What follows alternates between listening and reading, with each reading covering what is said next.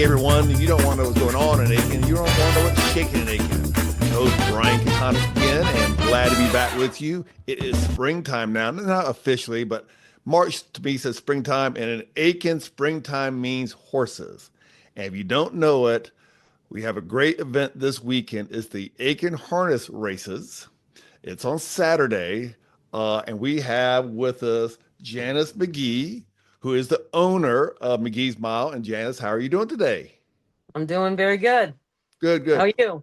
I'm fantastic. So you're telling me a little bit. You and your husband got the mile track in about 20 years ago. Is that right? 28, 9, 1997 is Okay. when we took over.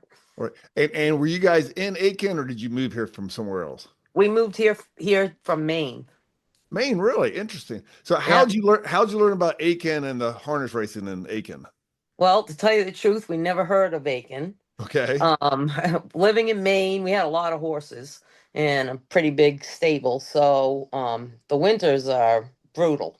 I would imagine, yes. And Bruce decided this is not fun in the winter. We got to look for a place for the winter months so we can train horses and don't have to stop for snow and this and that. So we went to Florida because we were looking to buy Spring Garden Ranch. That was up for sale at the time.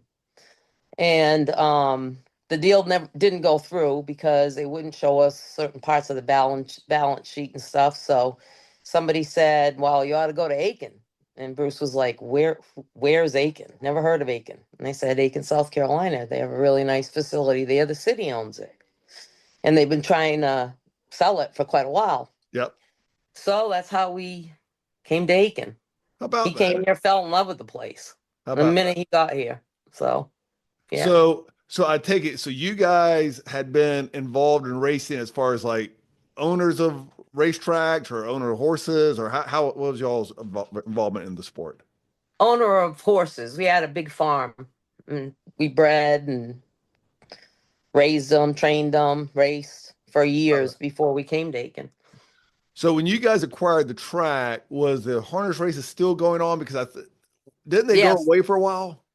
they did with us. But when we got here, it was city owned. The track was city owned, and the university would sponsor the races, I remember that. University Yeah. of South Carolina. And so they had been doing it. So we just kept on with them, um, and with the races. All right. So at the facility, how many horses train out there? And I know the number probably fluctuates, but on average, how many horses are out there? Well, for the last 5, 6 years, it's been 80 to 90 horses. Okay. So, and most of them from other places, I take it, or are they all local? Yes, all from up north. All right. All They right. all come from up north to get out of the cold weather, the snow, Yeah. and they have a bigger advantage when they train. They can train every day, and instead of dealing with snow and everything else. And I'm sure you know this, but a lot of my listeners probably don't. In the early 1900s, harness racing was like one of the sports in this country, right? Right, right. That's how actually this track came about Is in that right? 1837, and Dunbar Bostwick Right. decided that this was a polo field Okay. before, and he decided he wanted to build a track because he liked harness racing. Of course, he was into polo, and he ended up getting a couple of people together, and they put this track in.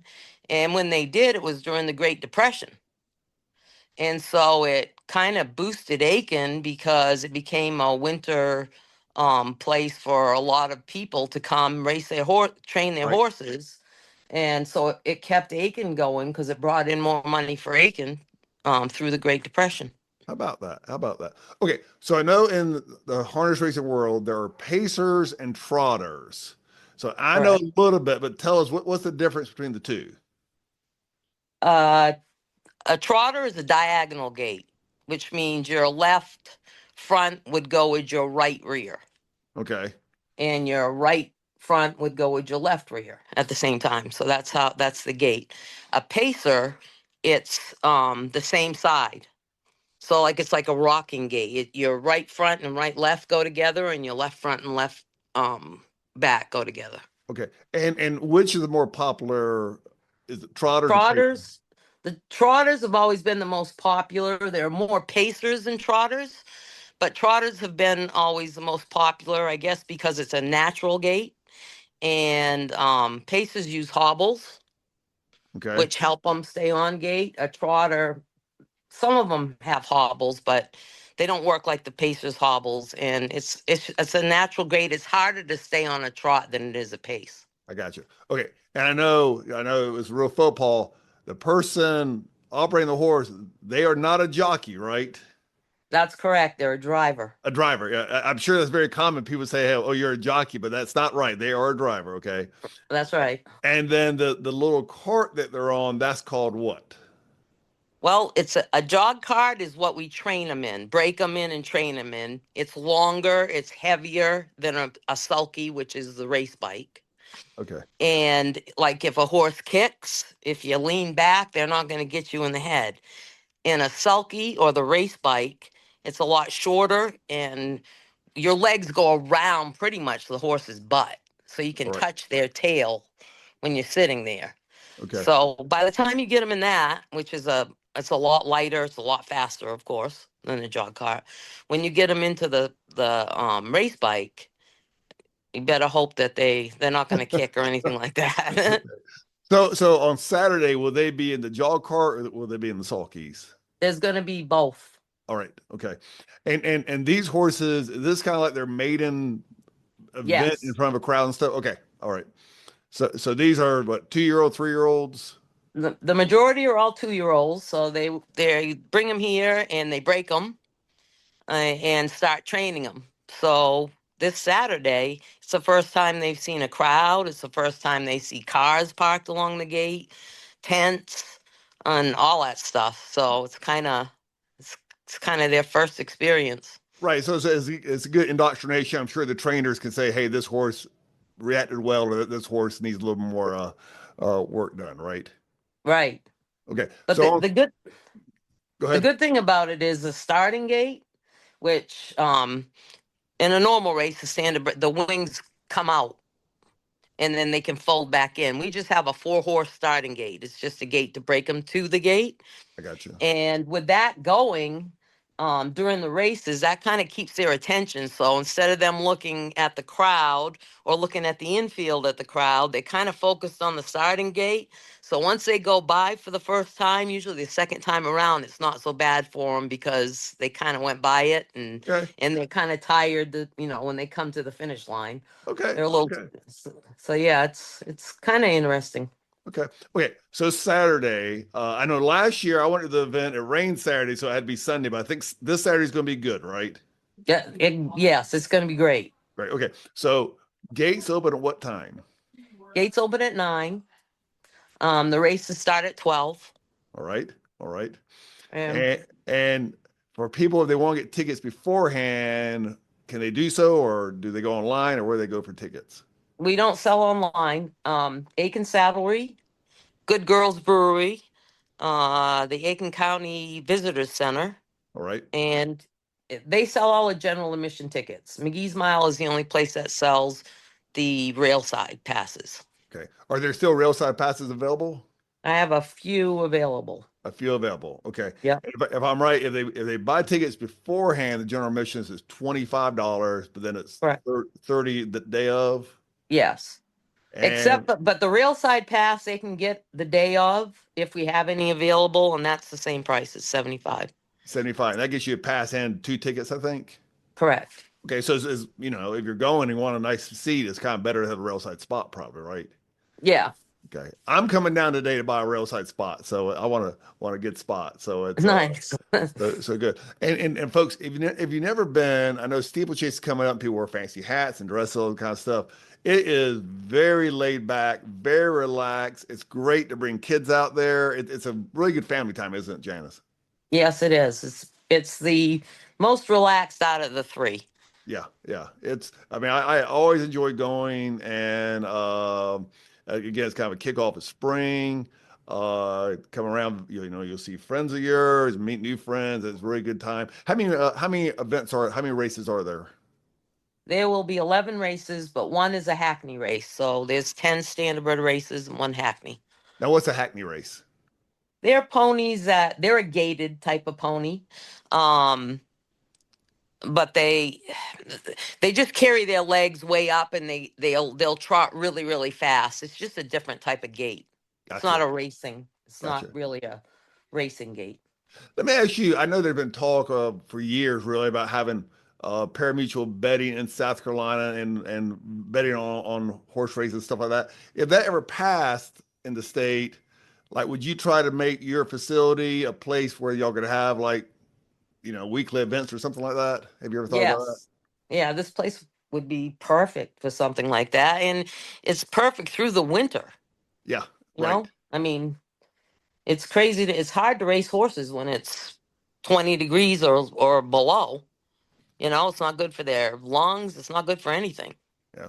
You So know, this it's kind of amazing that a lot of the politicians in the state said, "Well, we don't want horse racing or gambling in South Carolina," but you walk in any convenience store and there's five exactly. people in line buying lottery tickets or on their phone with FanDuel, something like that, betting right there. So, Exactly. yeah, Exactly. We've been trying to pass it between us and Georgia. We have been trying to pass it for the last 10 years now, yeah, yeah, and it always misses by one vote. It's yeah. always one vote, and Well, it gets to the legislature and one vote. yeah. Well, hopefully, I just think in time as it's become more and more of a thing, hopefully we'll get it. It'd be good for you guys, be good for the Aiken economy. People come to town and it'll be a fun thing to do to go out there and Exactly. actually And bet. there's so many horse events here. I mean, Right. the thoroughbreds. It would help. It would help us. It would help a lot. Everything. Yeah. So, folks, if you want to go see, a lot of races, that 11 races, I can promise you that's more than the trials has.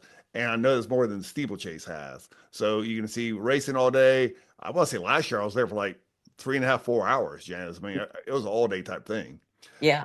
So, well, thanks so much. We're going to see you at the track on Saturday. And again, Saturday at the track. yeah, McGee's Mile. It's right on what road is that on? Is that Banks Mill. Banks Mill? Banks Yep. Mill. Very convenient. You can't miss it. The traffic's not bad. So get on in there, bring the whole family, have a good time. So great for coming on, and we'll see you on Saturday. Great. Nice to see you, and hope to see a lot of people here. And it's going to be a great day. Yes, sounds great. Okay. Hey everyone, I want to thank one of my favorite sponsors. That would be me. That's right, Brian Katonic. I'm a real estate agent here in Aiken. Recently switched agencies to SRI Properties. I'm very happy with that. So last year, my third year in the business, I had over 45 transactions. A lot of buyers, a lot of sellers, but all happy clients. So I do a lot of land, I do a lot of houses. So if you need any help, I'm a native of Aiken. I know the area. I was a lawyer, so I'm good at negotiating, good at mediating. So I'll take care of you. So give me a call, Brian Katonic. Okay, I thought I'd give you a little update on what's going on with the Hotel Aiken. I've talked about the Hotel Aiken a good bit. The reason is A, I love downtown Aiken. B, the hotel as it currently is a huge eyesore for downtown. So right in the middle of our beautiful, vibrant downtown is this huge empty building. So in case you don't know, here's what happened. So in July, the city obtained a national real estate company to market the hotel to possible developers. They gave a deadline of late December for any possible developers to submit bids of what they would do with the hotel and what they would pay for the property. So in case you don't know, the city actually owns the hotel and some of the surrounding properties. Well, the city got in a total of 6 bids. I've seen one of them. It was very impressive. It's my understanding each proposal came with a video outlining their plans. Some of them were going to build townhouses and knock down the buildings. Some were going to have restaurants. Some were going to have other structures. Some were going to have hotels. So what the city did, which I thought was a wonderful thing, they appointed a committee of people to look at all the proposals and meet with all the potential developers. So this committee had the mayor on it, had Ed Gerardo from City Council, who's the Mayor Pro Tem, a number of other people in the community that had the community's interest in mind. So at this time, they have narrowed it down to 2 different possibilities. Now, for me, I think having a hotel downtown is good for the city as a whole. It brings people downtown to restaurants and shops, stuff like that. And the final 2 potential developers are people that are going to have the hotel as it is, as a hotel, and not have it townhomes or something like that. So each of these individuals or developers plan to have about 70 units in the hotel. Now, that is a bit different. The Hotel Aiken, as it was, had about 50 rooms. So the rooms would be a little bit smaller. But if you ever stayed in the old Hotel Aiken, the rooms were pretty vast. Some were multiple rooms to it. So it'd have about 70 rooms. It's my understanding that the little structure next to it, the Holly Court, which is kind of like the motor lodge of the Hotel Aiken, that would come down. And these places, besides having a hotel, would have restaurants and bars and other things that went around with it. So they're hoping in the next few months to narrow that group from 2 down to 1. And then at that time, the committee would make a recommendation to City Council. City Council has the final say-so because they act for the citizens of Aiken, and they can look at that developer, they can interview them. You would think if this group picked the developer, City Council would go along with it, but that would be City Council's prerogative of what they want to do. But hopefully City Council then goes along with it, and whoever is going to develop it can submit their plans so we can all see it, and hopefully we can have a brand new, beautiful development downtown. Okay, folks, thanks for joining me. It was a fun episode. Thanks for Janice McGee for coming on and telling us about harness racing. Come on out there Saturday. It's going to be a nice day. It's going to be in the 70s. Bring everyone. It's going to be a lot of fun. So remember, you don't want to know what's going on in Aiken. You want to know what's shaking in Aiken.